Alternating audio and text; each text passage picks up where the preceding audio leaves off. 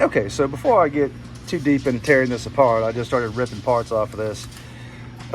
This has an older gas tank style, so it's got a tank vent right here, and there's actually clearance for it. You know, this little pocket right here is supposed to hold on to the little bell tank vent, and this has a single fuel line, whereas the newer style 200s, you see that one has, this top panel's been replaced, so it's got the spot for the remote tank vent, so there'll be 2 fuel lines. Now this tank from Steel is like 150 bucks, 125 bucks, somebody. It's pretty pricey.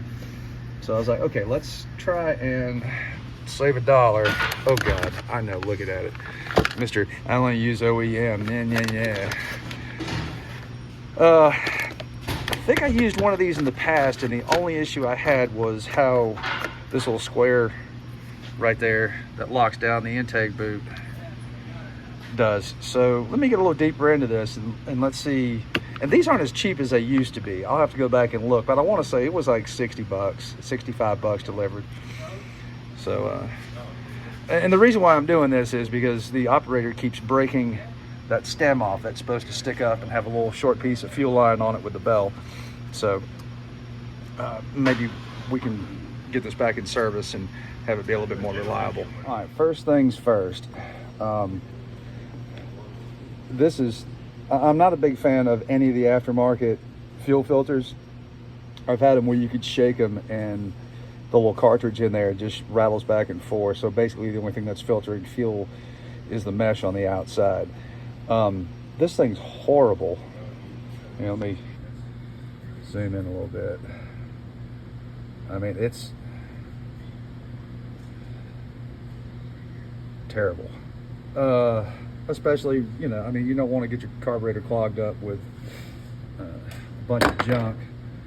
And the other thing is the fuel lines, and we'll cut away from this in a second, it's not very rubbery. It feels more along the lines of like vinyl almost. And here's one of the things that you'll notice, and that's really typical with, is that the hole is not in the middle in these fuel lines.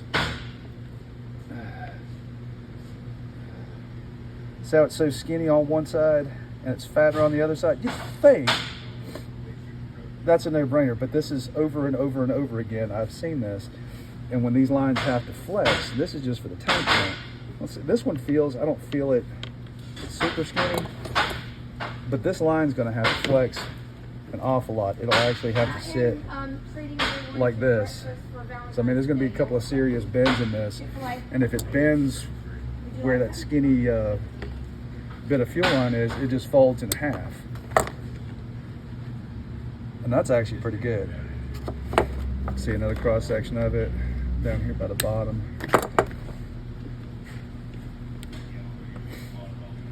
Not too bad. So this one may have been okay, but that right there is incredibly typical that the hole's not in the middle of the fuel line. And if it has to bend, it pinches or folds in half. So I'm gonna pop this out and put in a nice, long-lasting, good feeling rubber fuel line so we don't have any issues. I will pressure test this to make sure that it seals before I put it on there. And then we'll just slap this thing on there and see if we can't get to it. Sorry for the noise in the background. No leaks around the cap. Tank vent's bleeding off just a little bit, but at 5 pounds it should. Kinda. That's acceptable. I mean, it's been hooked up for a minute, so we can at least proceed forward. All right, pro tip, when you're running your impulse line right there back to run through, you'll need to just take a drill bit or something and make that hole just ever so slightly larger. It'll slide through a lot better, and that gets hooked up to that nipple right there, which goes to your carburetor. That's probably the most important thing in this repair. All right, this one actually fit in there, but you can still tell the offset. It's real tight to this corner right here, and plenty of extra room over here. but it's good enough where I can get that where it snapped down and it's only just smushed up against that edge. So I think this is going to work. Let's get everything else buttoned up. We'll go from there.